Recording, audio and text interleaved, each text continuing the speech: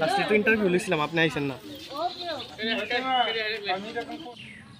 আমি দিছি জেন্দি সব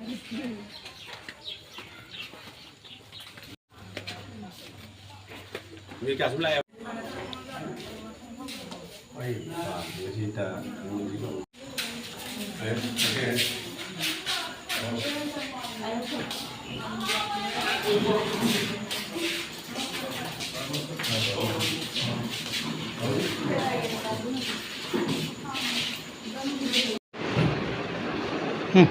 ছাড়ে দাও।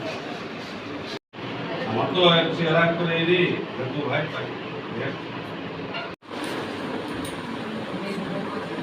তাহলে তারা দিকে তারা একটা গ্যাং আছে অবশ্যই যে জন মানুষের বাড়িতে চুরি করছে এত বাড়ি এখানে না হে কবে এসে সব কিছু করে একদিনে তো চুরি হয়েছে না। এটা সাধারণ কথা না, আপনার পাঁচশো টাকা রাখলাম লয়ে গেছে এমন না তো।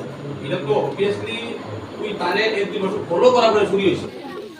সাম্প্রতিক যে চুরি আমাদের বেরিমুরা মণিপুরি পাড়াতে যে চুরি হচ্ছে তার জন্যই এখানে আসা, মানে থানাতে ডেপুটেশন দেওয়ার জন্য আমরা এখানে গ্রামবাসী সবাই একত্রিত হয়েছি।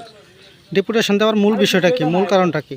মূল কারণ হলো আমাদের পাশের বাড়ির ওই উত্তম দত্ত নামে একজন ছেলের বাইক চুরি হয়ে গেছে।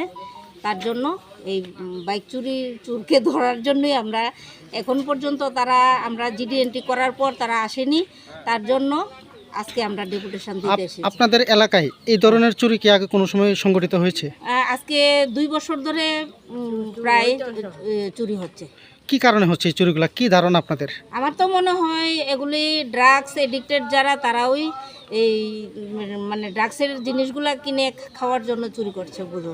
আপনাদেরকে পুলিশের তরফ থেকে কি আশ্বাস দেওয়া হয়েছে এই বিষয়ে? পুলিশ কি পদক্ষেপ গ্রহণ করবে বা আগামী দিনে করতে হচ্ছে? সাথে আলাপ করেছি, তাহলে উনি আমাদেরকে আশ্বাস দিয়েছেন যে উনি ইমিডিয়েট ব্যবস্থা নেবেন। আপনাদের বাইকটা যে চুরি হয় আজকে কতদিন চলে? আজকে প্রায় 5-6 দিন হয়ে গেছে।